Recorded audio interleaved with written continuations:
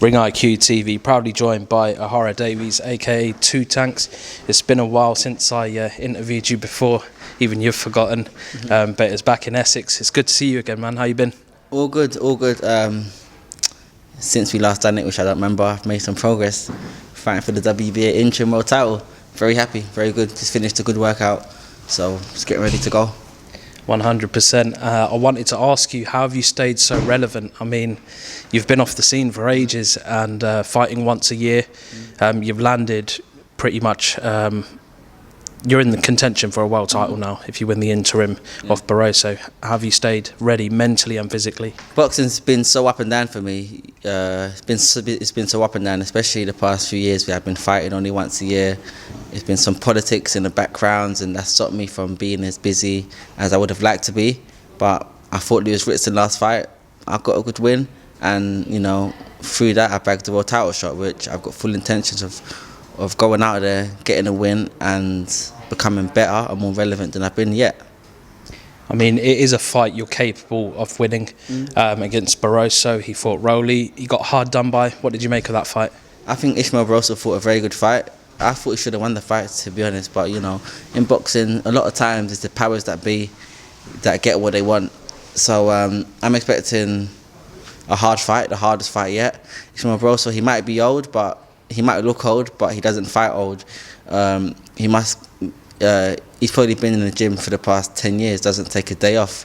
I know he lives clean, he eats healthy, and it's evident by the way he fights. He's still got punching power, so he's someone that I can't overlook. And to beat him, I need to be in tip-top shape. But I'm expecting the hardest fight of my boxing career, which is why I've been working so hard.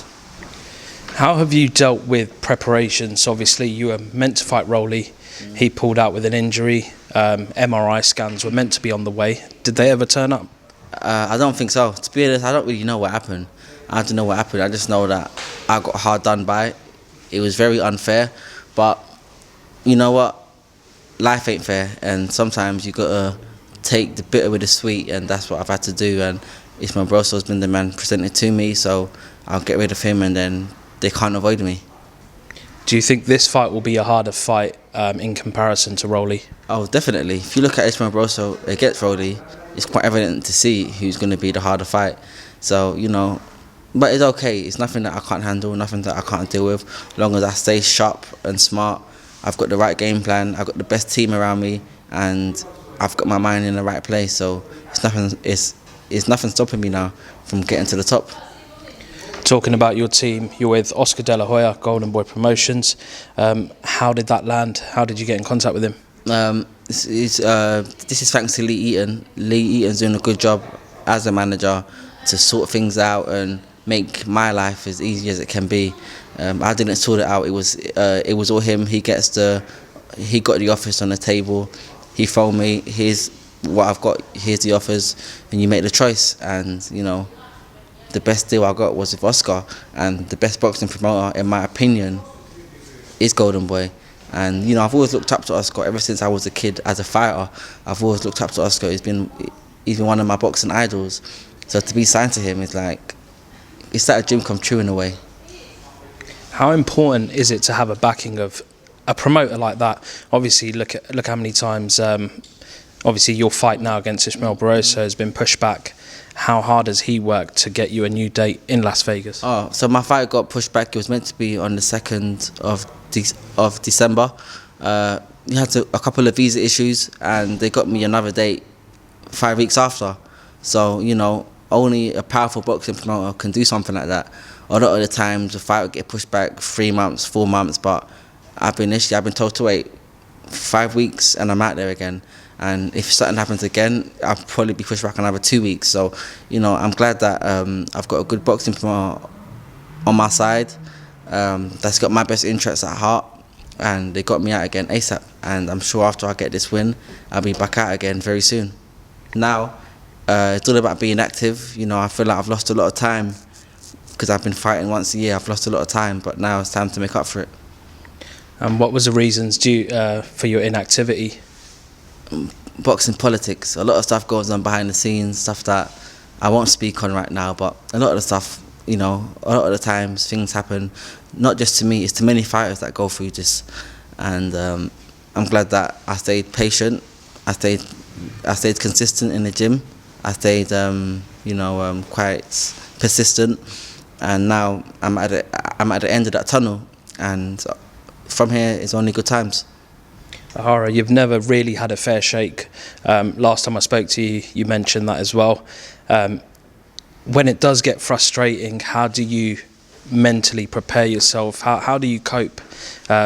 Is there any times you've felt down and think, boxing is done for me now? Have you ever turned your back on boxing? To be honest, I never thought about that because boxing's all I know. Boxing's all I do. I don't know anything else. Maybe if I had another profession, I had something else that I liked, I had another avenue in life to go down, then maybe I'll look at something else. But when times were hard, I don't know anything else apart from being in the gym, boxing. So I've never had any other choice. Whereas other fighters, they might have a choice, they might have a family business, or might have this or that, might have another skill. I ain't got no skills, all I can do is fight. So I've had no choice but to be in the gym, but to be consistent and be persistent. And I'm glad that I don't know anything else, because after all of the hardship that I've gone through all the darkness that I've gone through, I'm now in the light. I'm now only good times ahead. Absolutely. And obviously it just goes to show those that are watching out there, never give up on your dreams. You haven't, and you've got yourself a big shot in Vegas now. So all the best, Ohara. Just before I go, I do want to talk to you about a fight that happened over the weekend. Devin Haney, his win, spectacular win. Mate, Devin Haney fought such a good fight. It's the best I've seen him yet, and he's still so young. He's only 25 years old. He's still young. He's a good talent. He's got footwork. He's got punching power. He's got speed. He's sharp. Devin's got it all, and I wish him all the best.